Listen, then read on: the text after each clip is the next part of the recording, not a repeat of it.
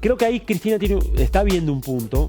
Sabe que este modelo no es sostenible, que se sostiene con deuda, eso es claro. Pensar el peronismo es un refugio ontológico, como dije cuando empezamos, pero un refugio ontológico donde dice, bueno, hay una caja de herramientas ahí, que si bien no es el mismo contexto, no es la misma época, no es la misma situación exactamente, pero es una caja de herramientas que, como ahora está de moda, ¿no? Lo viejo funciona. Hay algo ahí que puede tener ciertos aportes centrales para ver cómo salimos de este atolladero. Bienvenidos, bienvenidas, bienvenides. Aquí estamos arrancando otro Contame en el canal de la Universidad Nacional de La Plata. Siempre los invitamos a profundizar algunos temas de actualidad que nos parece que son de interés, que nos interesan a nosotros y que interpretamos también son de interés para ustedes que están del otro lado. Y en este caso, bueno, se ha hablado mucho en los últimos días de una reedición del peronismo. En realidad ya desde Unión por la Patria están hablando de un frente electoral que lleve explícitamente el nombre peronismo. Después de, bueno, muchas idas y vueltas. Es más, en algunas oportunidades hasta tratando de esquivar el sello del peronismo por, bueno, ya sabemos, esta confrontación, polarización que hay respecto al peronismo, el antiperonismo, el kirchnerismo, el antikirchnerismo. Bueno, lo cierto es que pareciera que en este reordenamiento que estamos observando en un año electoral, el objetivo del peronismo es autopercibirse y definirse como peronismo. Para analizar, bueno, en qué contexto estamos en un año electoral, pero también con parte de la historia que con el peronismo vuelve, y además sabiendo que Cristina Fernández de Kirchner está detenida, la ratificación de la condena, la proscripción que se denuncia desde el peronismo para correrla del escenario electoral. El peronismo es el nombre entonces y el trasfondo del tema que empezamos a tratar hoy. ¿Con quién? Con Gabriel Merino. Él es sociólogo y lo recibimos. ¿Cómo estás, Gabriel? Muy bien, Verónica, un gusto estar con ustedes. Qué complejo esto del peronismo, ¿no? Porque, digo, ¿cómo lo definimos? Bueno, Perón, el justicialismo, Evita, el 45, el 17 de octubre. Pero ¿cómo lo definimos hoy al peronismo? Yo creo que hoy está siendo como una suerte de refugio ontológico, ¿no? En un contexto de crisis, en un contexto de complicaciones justamente para las fuerzas nacionales populares, por la coyuntura, por la etapa, por lo que representa el gobierno de Milei, por cierta desconexión con la población. Están volviendo como una identidad madre, una identidad base, donde hay un conjunto de preceptos ahí, historias. Refugio ontológico también en el sentido justamente de eso. Bueno, tenemos una identidad, hay un sustrato que nos unifica, que nos da sentido, que nos da consignas, y desde el cual podemos abrevar para construir una estrategia, para construir no solo una estrategia, una reconexión con la gente, ¿no? Que me parece que hay algo de eso en este escenario. De volver a levantar algunas consignas, digo, la justicia social, que confronta directamente con Milei cuando dice la justicia social es una aberración. Digo, toma una figura que es muy valiosa para el peronismo. Claro, sí, y va a discutir al hueso. Claro. Si algo que tiene una característica Milei, el mileísmo y lo que expresa como movimiento conservador, neoliberal, es que va al hueso de ciertas discusiones. No es el macrismo que dice, bueno, un poco de justicia social, pero después se implementa el programa neoliberal, ¿no? Claro. Como diciendo, no, él va a decir, eso es un robo la justicia social. O sea, eso es lo opuesto a las concepciones liberales conservadoras o más reaccionarias en América Latina. Entonces, reivindicar eso de justicia social ante la destrucción de las condiciones de existencia material de muchos sectores de la población. El tema de la independencia económica, claro, ¿no? como herramienta clave, como principio, ¿no? Que después hay que llenarlo de contenido de cómo se logra esa independencia económica, o sea, cómo se reconstruye la producción del trabajo en el momento que Milei te dice, bueno, la industria que nos sirve, si no son competitivos se tienen que adaptar, traemos todo de afuera, nos especializamos como país primario exportador, vamos al viejo esquema, ¿no? Oligárquico en Argentina. Bueno, ahí hay una cuestión, la soberanía política. Claro. ¿No? Como concepto también en base, no solo en este mundo en transición, en este mundo en disputa, en este mundo, ¿no?, donde eso se vuelve algo clave, sino también en el momento que Milei o el mileísmo y esas fuerzas afines están diciendo, bueno, yo a un alineamiento paracolonial con los Estados Unidos, incluso más exagerado que el momento de las relaciones carnales en los 90 con Menem, ¿no? Más exagerado hasta en lo simbólico, pero también en la práctica, sí, claro, renunciando a reivindicaciones históricas con el tema de Malvinas y otras cuestiones en Argentina. Entonces, bueno, en ese contexto, es decir, bueno, recuperemos el concepto de soberanía política, o incluso también el tema de integración latinoamericana. claro, tal cual. Sí, porque va de la mano. Sí, sí. O sea, sin integración latinoamericana o sin unidad regional a nivel sudamericano, esas tres otros principios de justicia social, soberanía política, independencia económica pierden escala y pierden capacidad de ser efectivos, ¿no? Gabriel, cuando él, bueno, considera, me refiero a Milei, considera la justicia social una aberración, o cuando dijo, bueno, quisiera ser quien le ponga el último clavo al cajón con Cristina, y el kirchnerismo, digo, es un anti-kirchnerismo que es antiperonismo. Digo, en esa concepción es más o menos lo mismo. Sí, porque ahí lo que hay es un antinacionalismo popular. Claro. Por lo general las fuerzas de reacción se definen como anti, porque no ponen la discusión en términos de proyectos estratégicos. Aunque Milei agrega algo, sí, de proyecto estratégico. Por esto Ahora, tengo que no hay decir. un anti-pro, anti-Macri. No. No hay ni siquiera una anti-derecha en la Argentina. Hay antiperonismo y anti-kirchnerismo. Sí, porque es el fenómeno propio de esta semiperiferia argentina, donde hay un proyecto nacional que tiene momentos, etapas, flujos y reflujos, ¿no? Ascensos y retrocesos, y eso tiene una identidad fuerte porque es una afirmación. O sea, un proyecto nacional es una afirmación. Pues yo quiero tal cosa, quiero avanzar en esta cuestión. Por lo general, quienes se oponen no ponen en la mesa cuál es su proyecto. Claro. Porque además, para construir legitimidad política, para de alguna manera fragmentar el campo del pueblo, construir base social, ahí juega como el tema fundamental lo anti, y apelar a cuestiones más emocionales que de la discusión de intereses. Y ahí entramos en otro punto. El peronismo tiene mucho de emocional. Sí, pero es una emocionalidad estratégica. Ajá. Creo Que tiene yo. una base. Sí. No es inconsciente, no es irracional. Porque a veces, bueno, yo soy de Berisso, ¿no? Y a veces está esa idea medio romántica que le ponían la velita a Evita porque la figura de Evita era una suerte de virgen.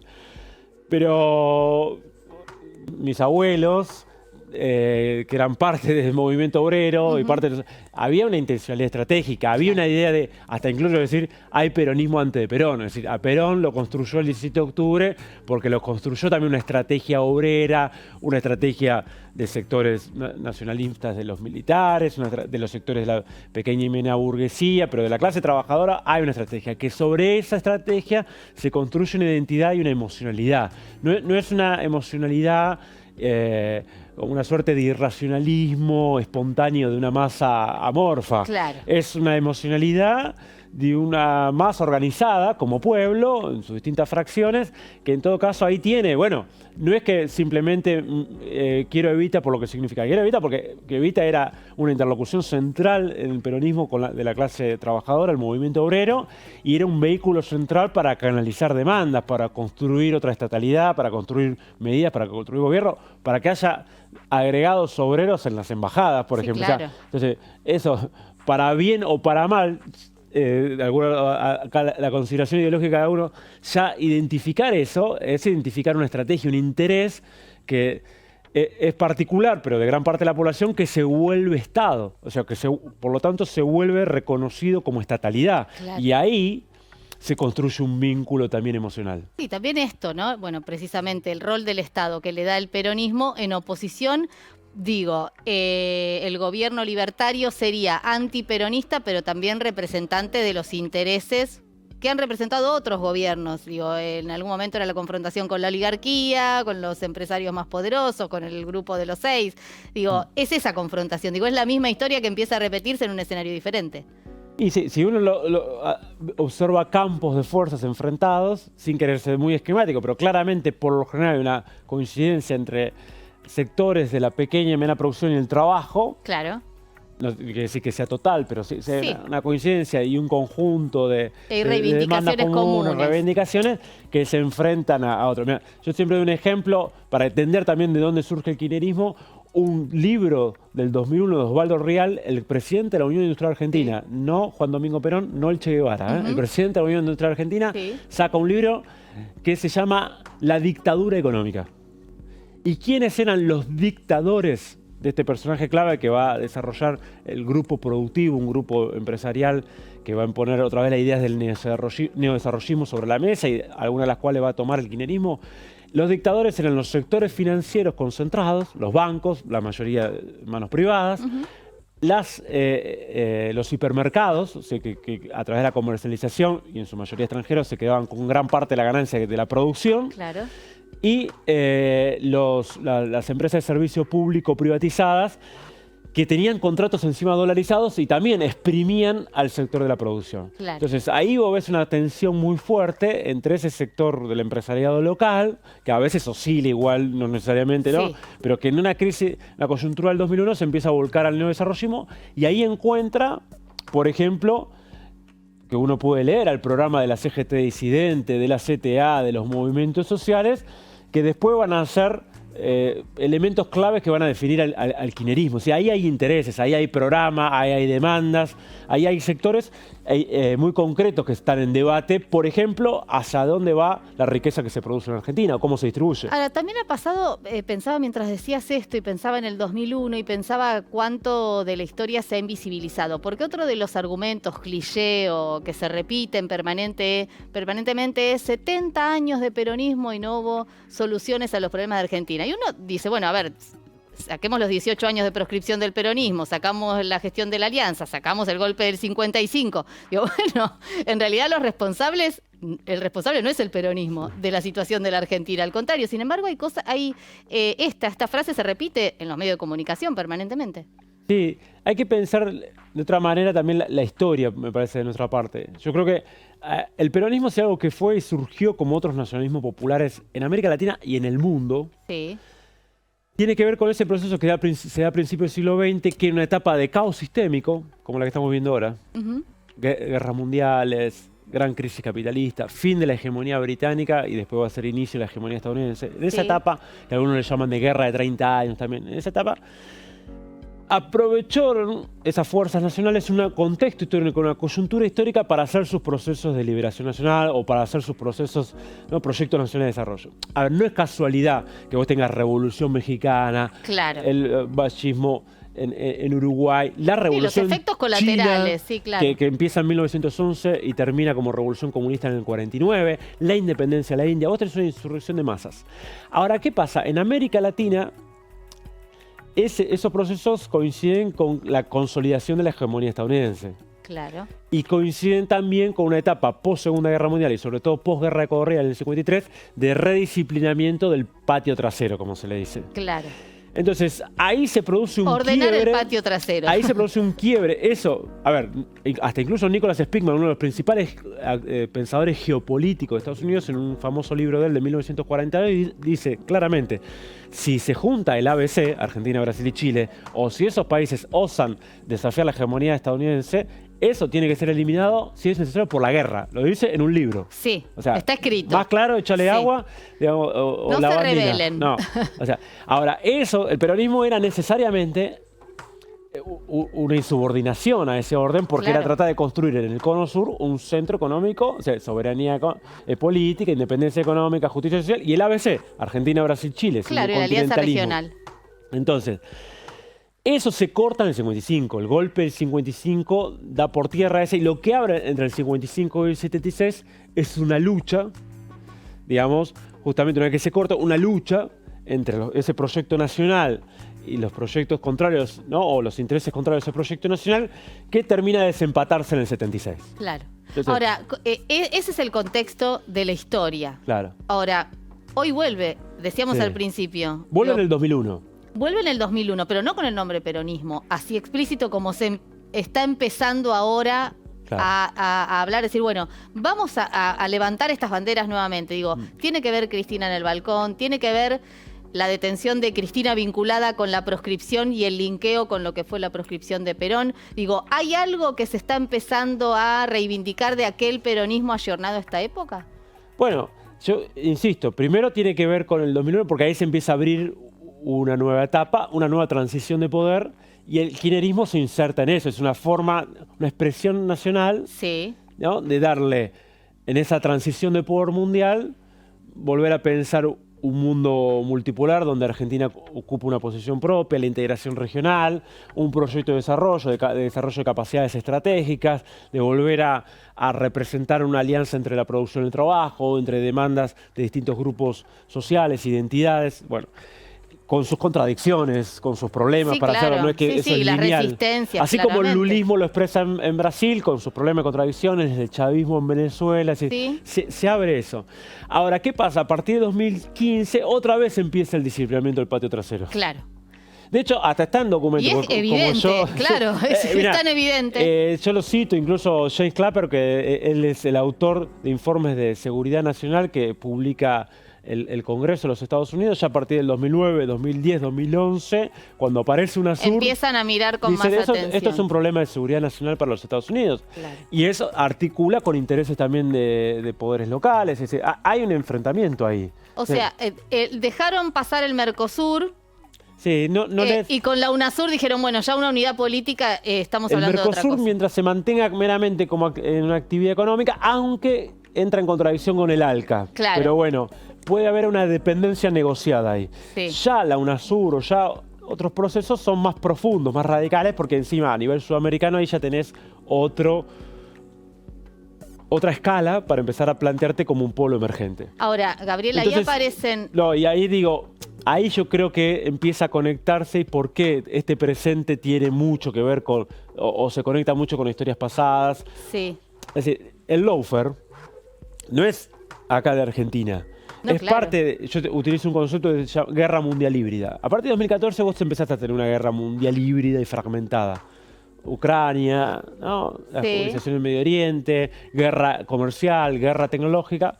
Y el lawfare en América Latina es el mismo proceso. Yo lo estudié para el caso de Brasil y son procesos muy similares. ¿Cuándo se lo mandó a la cárcel a Lula, por ejemplo? Cuando dijo el programa del golpe, que empezó con Michel Temer, debe continuar. Y por lo tanto, si gana Lula a Bolsonaro, es un programa para la continuidad del programa del golpe que se había abierto a partir de 2016. Entonces, bueno, y aparte con el lavallato y todas las denuncias de corrupción, se desarmó dos núcleos de poder clave de la economía brasileña, o en parte se desarmó Petrobras y Odebrecht. Entonces, esto es parte de algo más regional, estructural, geopolítico, donde Argentina ocupa un lugar central.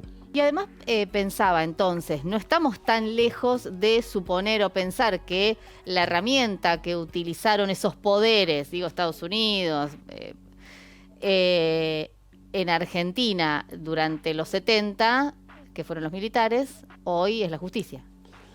Claro, hoy es, por eso el concepto de guerra mundial híbrida. ¿Y por qué no avanzan las causas contra Macri? Digo, es de lo que se habla permanentemente. Porque hay otras causas que no avanzan y la premura de tener esta ratificación del fallo contra Cristina. Sí, hay una construcción de poder muy importante dentro de la justicia, o sea, dentro de distintos poderes fácticos. La justicia es fundamental, articulada con sectores mediáticos, articulados con grupos de intereses locales también. Que es parte de un entramado. Lo mismo lo vimos con el juez Moro. Claro, exacto. De hecho, fue similar. Fue ministro de Justicia de Bolsonaro. Exactamente, fue ministro de Justicia, claro. sí. Y que condenó sin ninguna prueba, hasta los reconoció en su fallo, que no tenía pruebas, pero tenía una gran sospecha. Claro. Una fuerte sensación de corrupción en el caso de Lula.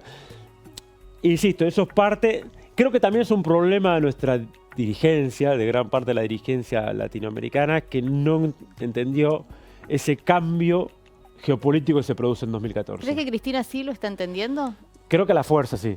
Claro. Pero a una apuesta o una creencia, una sobreestimación del republicanismo liberal, ¿no? Y de sus instituciones y de la democracia liberal tal cual estaba planteada, que a partir del 2014-2015 los propios movimientos conservadores de la región empiezan a poner en crisis. Claro. Y empiezan a relativizar el Estado de Derecho, el republicanismo liberal, etcétera, porque bueno, dice, ahora entramos en otro proceso, ¿qué es esto? Occidente lo define como una nueva guerra fría, y así están sus escritos, y yo digo, es una guerra mundial híbrida y fragmentada. Creo que no se entendió ese cambio, creo que o no se entendió o no hubo capacidad de respuesta, incluso porque había muchas condiciones para consolidar una segunda ola de transformaciones en la región, pero eso se vio frustrada por justamente estos problemas. Ahora, Gabriel, ¿crees que van a ocurrir, van a volver esas demandas, digo, porque el gobierno quiere avanzar con una reforma laboral, que es pérdida de derechos, flexibilización, bueno, bueno, lo que decíamos de la justicia social, esto de aliarse con Estados Unidos y con Israel en este contexto, además abandonando esto de la posición neutral que ha tenido históricamente la República Argentina, y lo linkeo con esto que decíamos al principio, esto de volver a reivindicar al peronismo hasta explícitamente. ¿Crees que tiene que ver con precisamente que está ocurriendo algo parecido, el caos internacional, una situación social frágil en la Argentina, una derecha que hoy ya no es derecha, es extrema derecha, digo, si podíamos ubicar al PRO, a Macri en la derecha, digo, uno supone que una derecha popular además, porque también tiene algunas características llamativas. ¿El líder o la líder tiene que aparecer o ya está? ¿Es Cristina? Bueno, eso lo definen los pueblos. Cristina va a tener un rol determinante. El gran tema es que yo creo que ese es el problema que se está teniendo en los últimos 10 años, es si se logra, de alguna manera, renovar, ¿no? ¿Cuáles son los puntos fundamentales que articulan esa demanda? ¿Cuál es la nueva estrategia en un nuevo escenario? Claro. Sí, el gran problema que no alcanza con levantar la bandera de la justicia social. Creo yo que un conjunto de cuestiones que fueron y funcionaron durante lo que algunos llaman década ganada o durante el primer ciclo del kirchnerismo, hoy ya no funcionan o tienen sus límites o están en otro mundo o no alcanzan. O aparecieron otros actores también.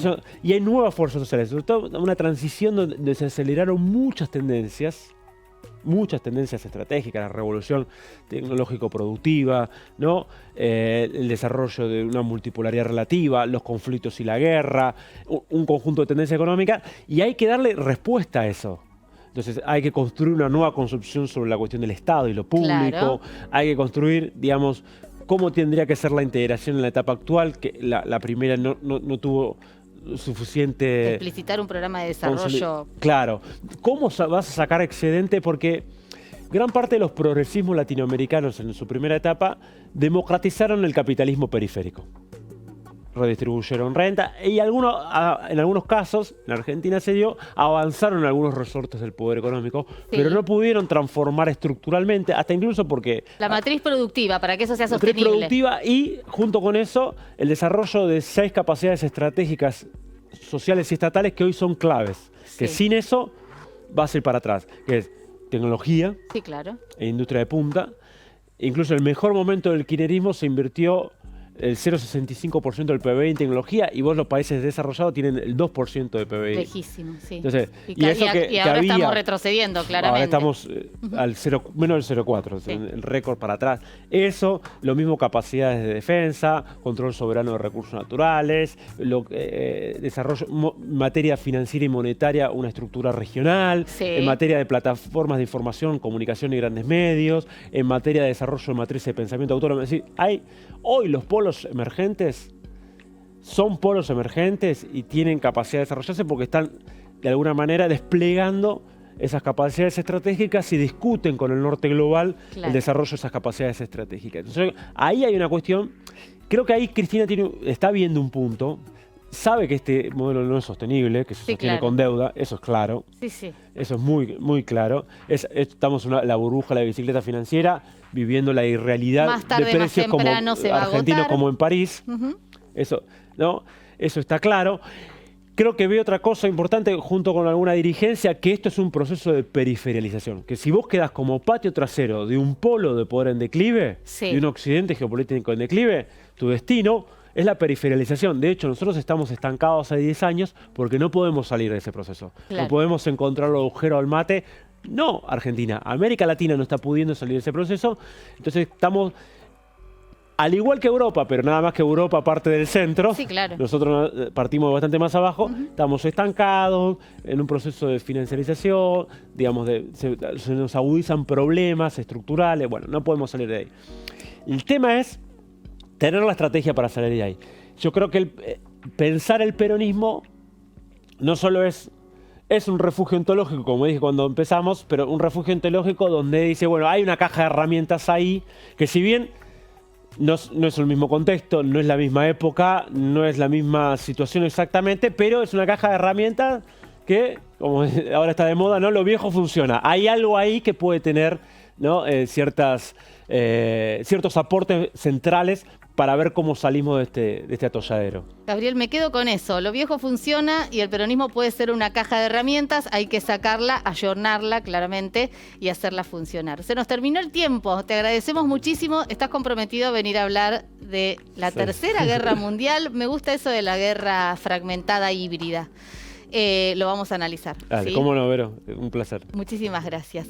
Y me quedo con lo que decía Gabriel, esto de, bueno, el peronismo es una caja de herramientas, habrá que sacarlas a funcionar, lo viejo funciona, valga la redundancia, para, bueno, en este caso volver a lo que les decía al principio. Pareciera que hay una intención de reivindicar al peronismo, ayornarlo en este contexto electoral, sobre todo teniendo en cuenta, también lo sabemos, hay una polarización y esta polarización, como fue en algún momento, vuelve a ser peronismo, antiperonismo, kirchnerismo, antikirchnerismo y la misma historia reeditada en este contexto. Vamos a seguir analizando los temas que creemos siempre son para nosotros de interés y suponemos que para ustedes también. Siempre los invitamos a seguirnos en nuestro canal de YouTube, acá en el canal de la Universidad Nacional de La Plata, y a volver a vernos, a escucharnos acá en Contame, en el canal de la universidad. Y claro, podés dejar tus comentarios también acá abajo, a través de nuestra cuenta de YouTube. Los estamos esperando siempre acá en el canal de la Universidad Nacional de La Plata. Chau.